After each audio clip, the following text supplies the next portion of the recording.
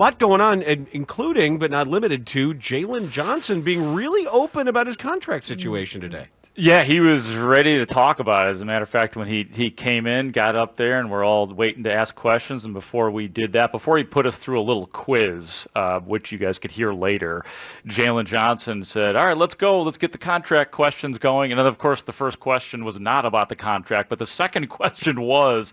So I want to let it just roll out here. This is about 3 minutes long.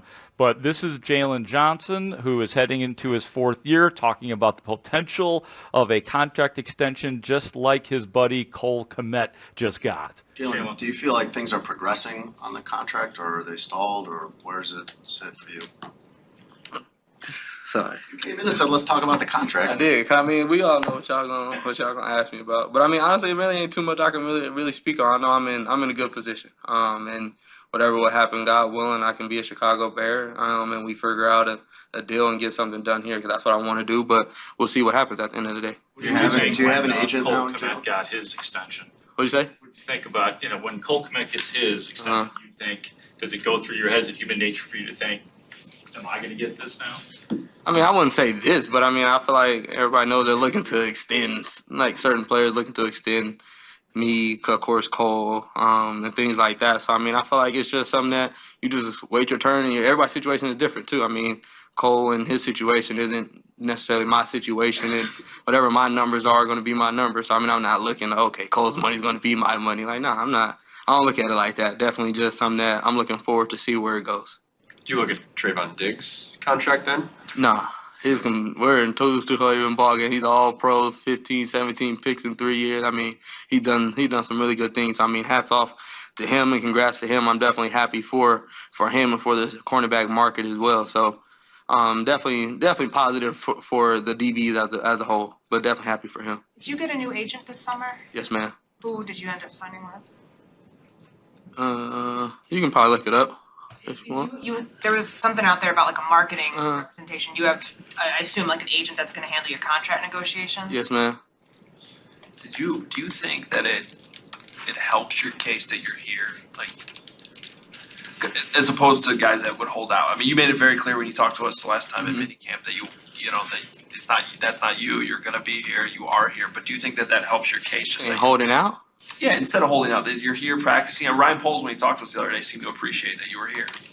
Yeah, I mean, I don't know, holding out. I mean, I don't know. The way I see it, I still got a lot to earn. I feel like I still got a lot to prove. So it's not like I'm just this person who's been first team All Pro 3 years in a row and don't have a contract. So it's not, I mean, I definitely got some more things to prove. Definitely gotta do my part better. And I mean, I'm gonna come out here each and every day and work, and then whatever comes from that comes from that. Jaylon, are you comfortable going into the season without a new deal? Yeah, 100%. Are you going to play this out, whether you have a deal or not? Yeah, no question. I'm looking forward to playing. At the end of the day, I feel like we got a really good team. So I mean, I'm looking forward to winning. I haven't had a winning season since I've been here. So I mean, I'm gonna go in it with the roster that we got, and we're gonna rock out and win some ball games.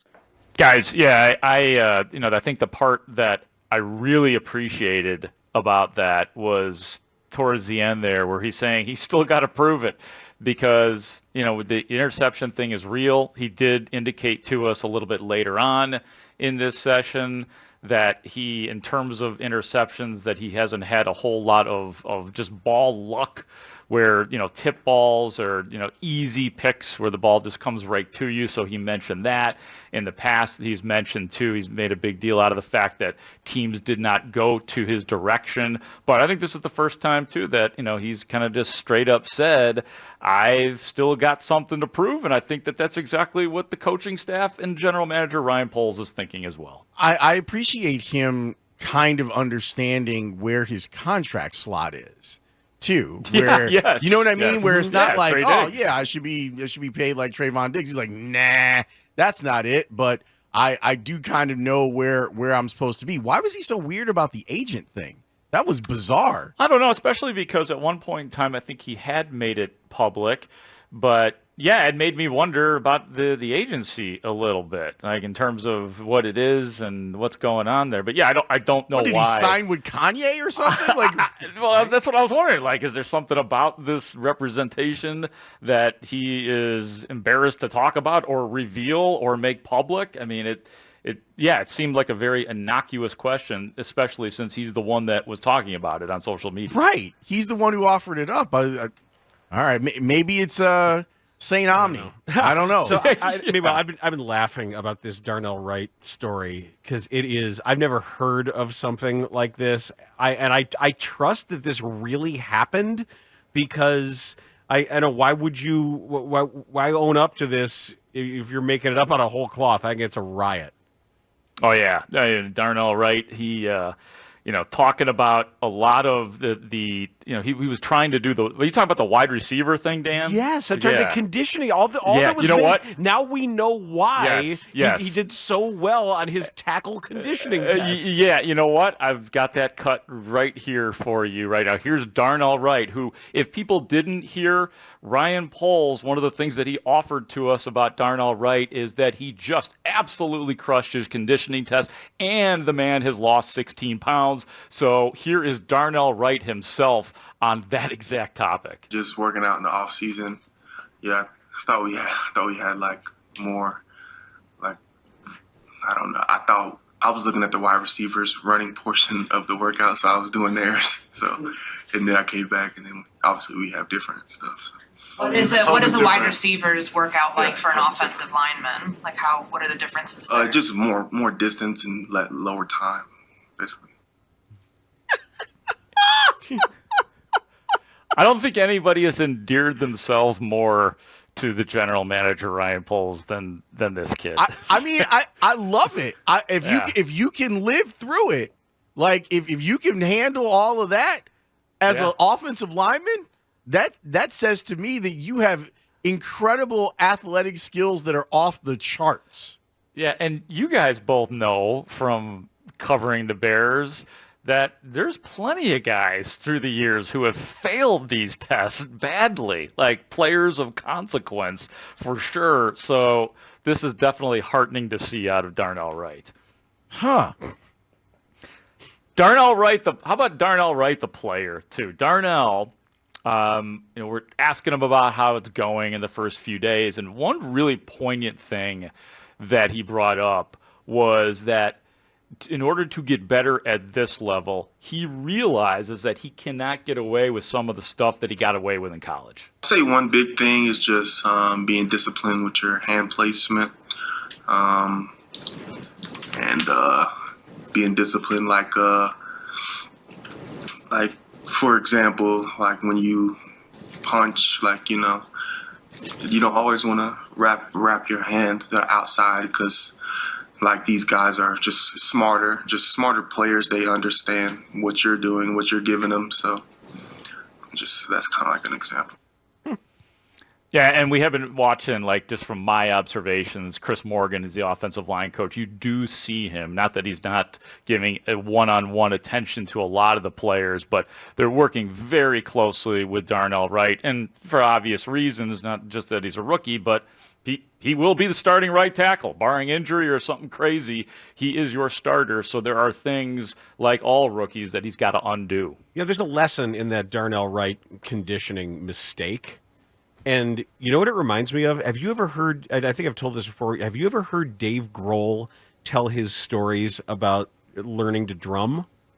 No, but do tell. Okay, well, he loved Led Zeppelin, and he used to practice. He'd put set pillows up in his bedroom, and he would try to get all of the John Bonham riffs done at the same speed on pillows. And the only drumsticks he had were his brother's marching band drumsticks. So they were huge, heavy baseball bats, is what he called them. Taped up, probably. Right, so he learned all of the John Bonham stuff as best he could at that speed with those drumsticks. Wow. And then when somebody finally said, "Oh, these are actual," is like, oh, whoa. This is much easier. Yeah. Like, wow, I can do this with these? Yeah. Oh, wow. It's like putting the donut on the bat, right? Yes, Like, I just thought the first thing that reminded me of when Darren was like, I trained for the wide receiver test? My God. yeah, this is easy. This lineman test is pretty easy that they got going on over Yeah, here. there's a lesson to be had in there. Piece of cake. I heard Ryan Poles the other day with David Haugh and Layla Rahimi on the Mully and Haugh show, and Poles was talking about how he's obviously, having been a former offensive lineman, that he's an offensive line nerd. So it got me thinking for Darnell Wright, how much is Ryan Poles adding and giving his input and maybe helping to coach? So here's Darnell Wright on that. He definitely talks to us a good amount, He's an offensive lineman, so he kind of, like you said, he's a little bit of a nerd with it, but he does a good job just encouraging. He encourages, like when I came back and crushed the conditioning test, he sent me a GIF or something, just like a funny thing on my phone. It was just he loves O-line. My only concern with that is that I don't want Ryan Poles to fall in love with his choices at offensive line. And I am a little afraid that he may have done that at left tackle. Now, maybe we're proven wrong, and that first year for Braxton Jones, where you give him credit, he posted every week. He was out there every single week, and that is to be respected. If he is still having problems with bull rush this year, no matter how much Ryan Poles loves him, he's got to figure out competition for him. That's such a great point. And I've said it many times that no matter what was going on last season and Justin Fields and all of that, for Ryan Poles, his most important guy and most important move was putting that late round draft pick from that small college at left tackle and saying, guess what? You get to play through it all. You get to play 17 games. And of course, Braxton Jones, he should be applauded for having the durability to play 17 straight games. But that was Ryan Poles saying, I'm going to let you play through it. I'm going to let you play through any kind of mistakes, and there were plenty. There were plenty of mistakes and times where Braxton Jones got beat. And as you were saying with the bull rush, he'll tell you about the times that he got beat. But that was a Ryan Poles thing all year. So it's an excellent point. I mean, I was skeptical at the end of the season about the idea of just saying, yep, Braxton Jones is absolutely our left tackle, because he was good for a rookie last year, but was he good relative to other offensive linemen? That's the step that he's got to take this year. And you're right. Yeah, Ryan Poles has got to be real about it. Sometimes I would say, do you want your GM, meddling over your head coach? But I think that there is that relationship with Ryan Poles and Matt Eberflus and that trust that exists between the two. So I think that, and Poles is, you guys could probably tell from his demeanor and his tempo and all of that when he's talking. I mean, he's a measured guy who's not going to be bombastic about anything, but it's all stuff that needs to be monitored for sure. Grote, is there 5 on the line intact? Is there any job that's up for grabs? No, I don't think so. I mean, it's looked exactly the same from the OTAs to the mini camp to what we've seen the last few days. I mean, some of what they do during training camp is, and we were told, don't read into anything, but you do see them rotate in other guys in the starting lineup at times. But I'm talking about guys like, we saw Dieter Iceland, who's, an undrafted guy from a couple. Still there? He's still there, He's Dan. the new Harvey Unga. Yeah, no, you're right. He's still there. He was. I could tell you guys this from working the sidelines last year, and Dieter Iceland was always on the sideline, whether he was active or not, and always working on the center position and just snapping into the net. Throughout the entire game, he got in a couple of times. They threw him in at guard. We saw Larry Borum get in on the first unit just for a couple times. But I will tell you guys, don't let that confuse you. Yes, they absolutely do have a starting five right now, and it's the same one that we've been seeing with Braxton Jones over at left tackle, Nate Davis and Tevin Jenkins on the inside, Darnell Wright on the outside, and Cody Whitehair at center. So that's what they're rolling with, and it's clear that they made a big point of doing this last year because I think things got confused and twisted a little bit last year, and it never looked quite right.